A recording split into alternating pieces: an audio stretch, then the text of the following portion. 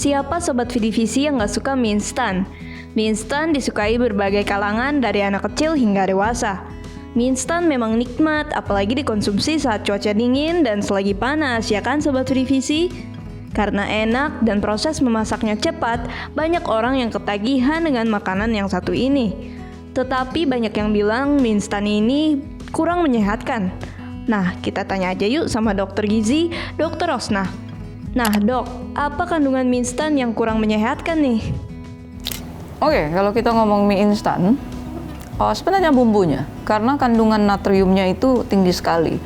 Dan mie-nya sendiri biasanya juga tinggi lemak, minyaknya banyak. Tuh Sobat Vidivisi, jadi tetap harus dibatasi ya, karena natrium dan lemak tinggi dalam mie instan dapat menimbulkan beberapa penyakit seperti obesitas, diabetes, atau asam urat. Jadi dok, fakta atau mitos ya, penderita asam lambung harus menghindari mie instan. Ya, benar. Kenapa? Tadi dia tinggi garam dan dia tinggi lemak. Ya, secara kita kalau punya masalah lambung, kita menghindari makanan yang tinggi lemak dan tinggi garam. Dua-duanya ada di dalam situ. Nah, Sobat Vidivisi yang menderita asam lambung harus menghindari mie instan ya. Selain penderita asam lambung, kabarnya penderita hipertensi juga harus mengurangi mie instan nih dok. Itu fakta atau mitos ya? Karena garamnya tadi di dalam bumbunya. Bumbunya itu tinggi sekali garamnya. Dalam satu bungkus mie instan itu sudah melampaui kebutuhan garam kita dalam sehari. Kita membutuhkan 2.300 atau kadang-kadang ya sudah sekitar 2.000 mg atau 1.800 mg. Jadi sudah hampir mendekati total yang kita butuhkan di hari itu. Padahal belum lagi makanan-makanan lain yang kita konsumsi. Jadi benar ya dok, penderita hipertensi ini harus mengurangi mie instan karena mie instan memiliki kadar garam yang tinggi. Kemudian ada juga nih informasi bahwa makan mie instan dapat membuat kinerja otak kita menurun. Fakta atau mitos nih dok? Tampaknya itu mitos ya. Oke.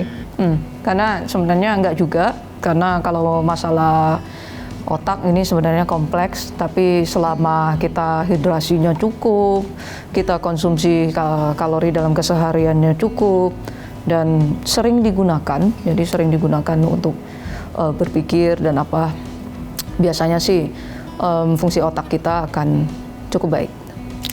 Mitos ya Sobat Vidivisi. Jadi selama minum cukup air putih, mie instan tidak akan dengan mudahnya menurunkan kinerja otak kita. Nah, kalau ini bagaimana nih dok?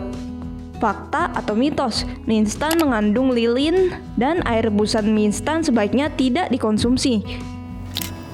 Memang sebaiknya tidak dikonsumsi, tapi bukan lilin, tapi lebih ke karena minyaknya itu tadi ya. Coba aja, air rebusannya itu minyaknya bisa ngambang itu sampai banyak sekali. Jadi kalau dengan kita membuang air rebusan yang pertama itu, setidaknya kita sudah ngurangin jumlah kandungan lemak yang terkandung di dalam situ. Ya, jadi itu sudah lebih baik. Jadi fakta ya dok, kalau air rebusan mie instan sebaiknya tidak dikonsumsi. Tapi mie instan gak mengandung lilin ya Sobat Vidivisi, melainkan lemak. Kalau begitu dok, bagaimana penyajian mie instan yang menyehatkan? Oke, bagaimana caranya kalau kita pengen makan mie instan terus supaya dia lebih baik lah ya, tidak begitu-begitu amat. Oke, jangan lupa mie instan kan dia hanya karbo, walaupun kadang suka ditambahkan nanti ada mineralnya, ada vitaminnya, proteinnya juga ya lumayan, tapi kita harus menambahkan sendiri sumber protein. Paling gampang masukin telur ya. Terus seratnya jangan lupa. Ya, tambahkan sayur yang banyak. Terus tadi masalahnya kan di lemaknya. Ya sudah, dia jadi air rebusan pertama, oke kita bisa buang. Terus di bumbunya, sebaiknya kurangi. Jadi setidaknya jumlah garam yang kita makan dari bumbunya itu sudah kita kurangi. Mengurangi 1/4, 1/3, setengah, ya sesuai selera. Setidaknya kita berusaha untuk lebih baik. Dan mie instan juga ya memang kita harus hati-hati karena ada juga kasus sebenarnya mie instan kan masuk ke dalam makanan pengawetan ya. Kalau kita terutama ras Asia, kalau kita sering mengkonsumsi makanan yang diawetkan, ternyata itu meningkatkan resiko kanker, terutama nasofaring. Ini khas untuk Asia, orang Asia ya. Jadi harus hati-hati. Nah, Sobat Vidivisi, konsumsilah mie instan yang sehat dengan menambahkan protein, yaitu telur, tambahkan juga sayur, dan konsumsi sekali-sekali saja. Demikian penjelasan bahaya di balik mie instan bersama saya, Dr. Rosna Pinontoan, MGizi SPGK. Sampai ketemu.